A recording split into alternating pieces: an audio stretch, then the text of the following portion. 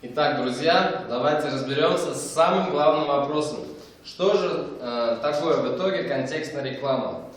Проще говоря, контекстная реклама – это ответ Яндекса на ваш вопрос. Вы, например, задаете Яндексу вопрос «Мебель в Казани». Нажимаете Enter, и Яндекс вам отвечает. Проще говоря, показывает вам сайты. Первый, там, Мебельград, такой-то там сайт, такой-то телефон, адрес и так далее. Второй, третий, четвертый и так далее. Так вот, контекстная реклама – это то, что самые первые 3 строчки после Яндекса – это и есть контекстная реклама.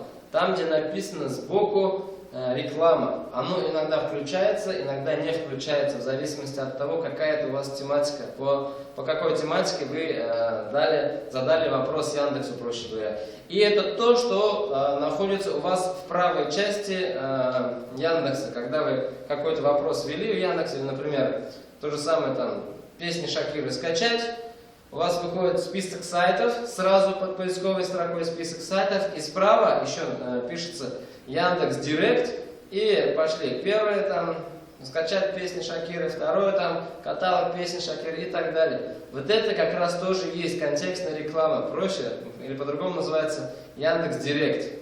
То есть Яндекс.Директ или контекстная реклама – это ответ Яндекса на ваш вопрос.